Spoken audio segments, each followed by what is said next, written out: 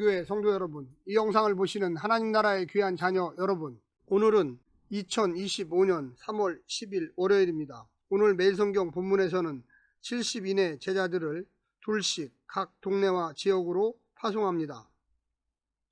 하나님 나라 일꾼들로 보냄받은 제자들은 어떤 채비와 태도로 일을 감당해야 하는지 배웁니다. 가서 평안을 전하며 치유를 통해 하나님 나라를 전파합니다. 마치고 돌아와 기뻐할 때 예수님은 제자들을 격려하시며 하나님께 감사와 찬양의 기도를 드립니다. 하나님과 친밀한 관계 안으로 제자들을 이끌며 축복하십니다.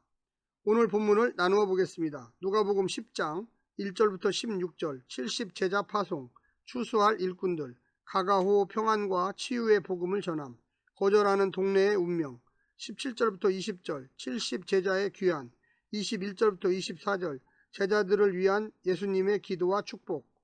오늘 본문 누가복음 10장 1절부터 24절 말씀을 듣고 다시 오겠습니다. 누가복음 10장. 그 후에 주께서 따로 70인을 세우사 친히 가시려는 각 동네와 각 지역으로 둘씩 앞서 보내시며 이르시되 추수할 것은 많되 일꾼이 적으니 그러므로 추수하는 주인에게 청하여 추수할 일꾼들을 보내주소서 하라.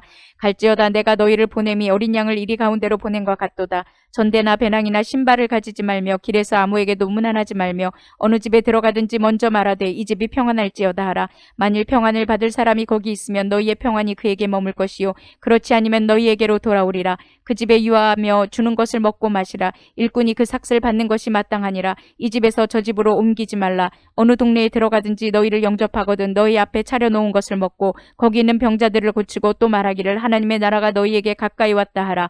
어느 동네에 들어가든지 너희를 영접하지 아니하거든 그 거리로 나와서 말하되 너희 동네에서 우리 발에 묻은 먼지도 너희에게 떨어버리노라. 그러나 하나님의 나라가 가까이 온 줄을 알라 하라.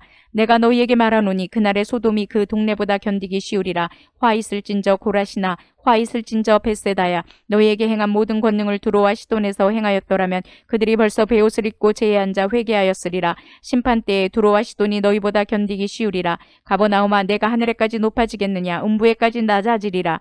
너희 말을 듣는 자는 곧 내 말을 듣는 것이요 너희를 저버리는 자는 곧 나를 저버리는 것이요 나를 저버리는 자는 나 보내신 이를 저버리는 것이라 하시니라. 70인이 기뻐하며 돌아와 이르되 주여 주의 이름이면 귀신들도 우리에게 항복하더이다. 예수께서 이르시되 사탄이 하늘로부터 번개같이 떨어지는 것을 내가 보았노라. 내가 너희에게 뱀과 정갈을 밟으며 원수의 모든 능력을 제어할 권능을 주었으니 너희를 해칠 자가 결코 없으리라. 그러나 귀신들이 너희에게 항복하는 것으로 기뻐하지 말고 너희 이름이 하늘에 기록된 것으로 기뻐하라 하시니라. 그때 예수께서 성령으로 기뻐하시며 이르시되 천지의 주제이신 아버지여 이것을 지혜롭고 슬기 있는 자들에게는 숨기시고 어린 아이들에게는 나타내심을 감사하나이다. 옳소이다. 이렇게 된 것이 아버지의 뜻이니이다. 내 아버지께서 모든 것을 내게 주셨으니 아버지 외에는 아들이 누구인지 아는 자가 없고 아들과 또 아들의 소원대로 계시를 받는 자 외에는 아버지가 누구인지 아는 자가 없나이다 하시고 제자들을 돌아보시며 조용히 이르시되 너희가 보는 것을 보는 눈은 복이 있도다. 내가 너희에게 말하노니 많은 선지자와 임금이 너희가 보는 바를 보고자 하였으되 보지 못하였으며 너희가 듣는 바를 듣고자 하였으되 듣지 못하였느니라. 12 제자 파송 9장 1절부터 6절에 이은 두 번째 파송입니다. 70은 온 열방을 상징하는데 장차 하나님 나라와 복음이 땅끝까지 전파될 사도행전 이야기를 조망하고 있습니다. 본 단락은 특별히 하나님 나라에 대한 예수님의 시선과 이해를 엿보이면서 장차 그 나라가 제자들을 통해 어떻게 이루어질지 독자들의 이해를 돕습니다. 하나님의 보호 아래 영광의 사명을 수행하는 제자의 정체성은 옛 시대 선지자들과 임금들이 그토록 사모했던 것이었습니다. 오늘 본문을 세 부분으로 나누어 자세히 설명드리겠습니다. 첫 번째, 하나님 나라를 선포하라. 예수님은 70명을 임명하셔서 하나님 나라를 선포하고 예수님께서 방문하실 지역을 준비하도록 하셨습니다. 예수님은 제자들에게 기도로 하나님을 의지할 것을 가르치며 사역의 성장과 열매가 인간의 노력에 의한 것이 아니라 하나님의 주권적 역사에 달려 있음을 강조하셨습니다. 제자들은 양을 이리 가운데 보낸 것과 같은 위험한 사명을 맡았기에 세상의 보장이나 물질적 의존을 배제하고 전적으로 하나님의 공급에 의지해야만 했습니다. 환대를 받은 집에는 평화를 전하며 복을 나누고 거부당하는 곳에는 발에 묻은 먼지를 털어내며 하나님의 나라가 가까이 왔음을 선포해야만 합니다. 제자들은 예수님의 대리자로 파송되었으며 따라서 그들에 대한 사람들의 반응이 곧 예수님과 하나님 나라에 대한 반응이 됩니다. 두 번째, 이름이 하늘에 기록됨을 기뻐하라. 제자들은 자신들의 사역이 성공적으로 이루어진 것을 예수께 보고하며 특별히 예수님의 이름으로 귀신들이 복종한 것에 감격했습니다.